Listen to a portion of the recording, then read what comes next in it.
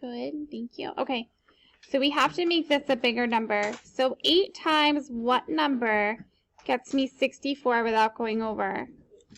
8. What's 8 times 8? Ooh. So we have nothing left over. What do I do now? Bring down the 2. Okay. Now, does 8 times anything get me 2? No. So what do I have to put here? 0. The 0.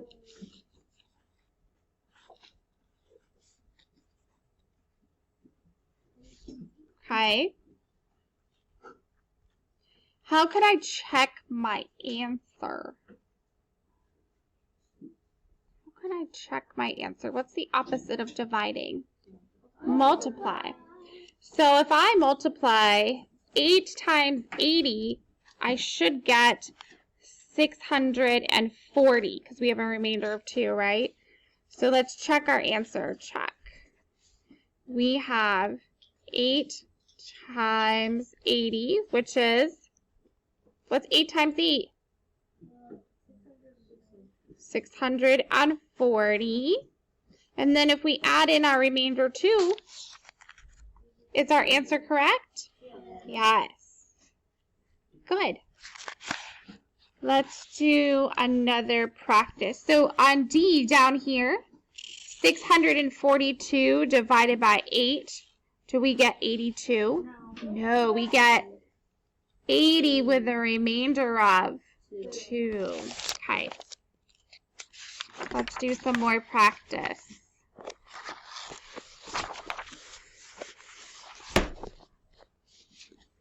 Okay. It says Chloe and Ingrid are packing boxes with books. They have 238 books. Each box fits 8 books. Chloe says 29 boxes is enough, but Ingrid says that they will need 30. Who is correct? So what do we have to do? Is it 29 or is it 30? How do we find that answer? 238 divided by 8. Ooh, perfect. Good job, Bentley. So we have 238 books. And how many fit in a box? 8.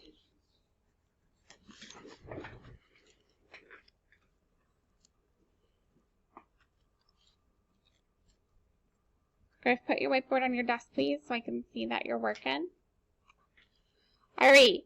What do we know already?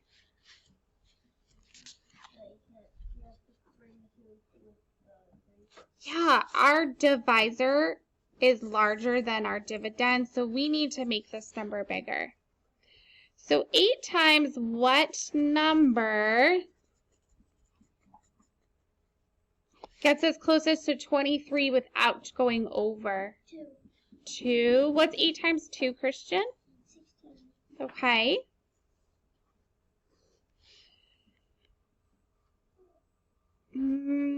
I would need to do something in this problem.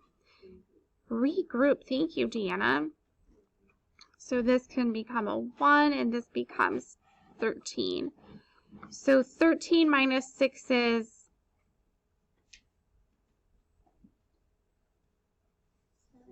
7. Good.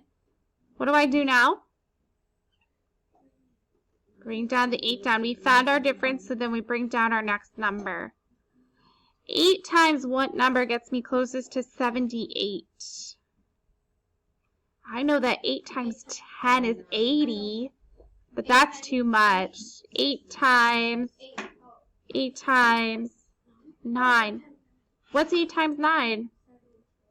72. So what's the difference that we have left over? 8 minus 2 is 6. Okay. So if there's 238 books, they will need 29 boxes that will be full.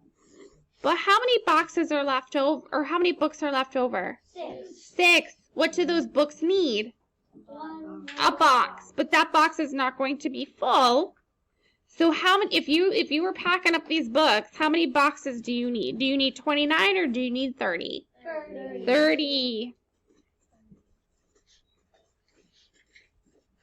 Good. Because you have 6 left over.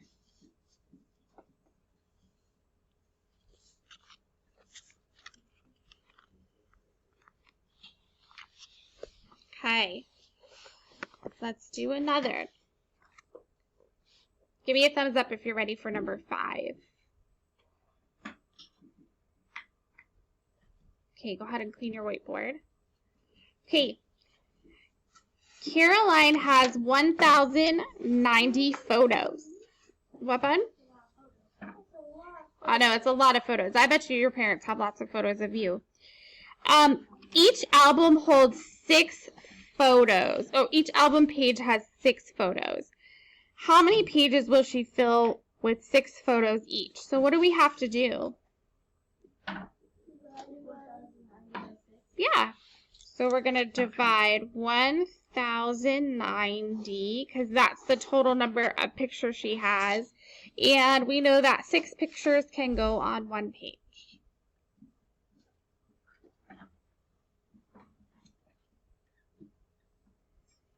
Okay, what do we already know about our first number?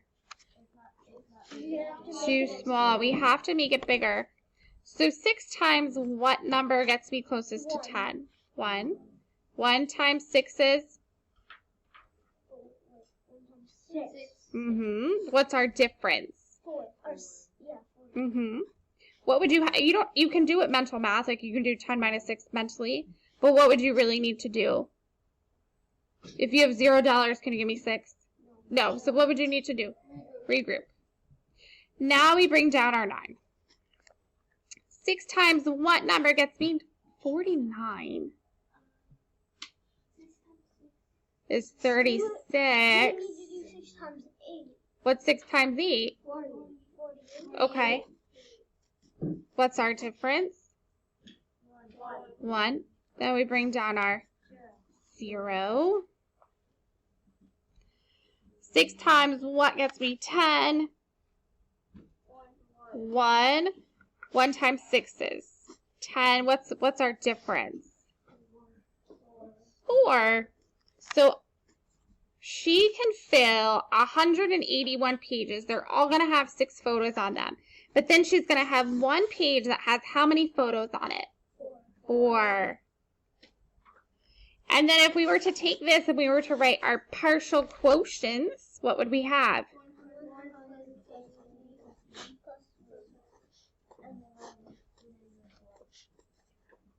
Good. That would be our partial quotients.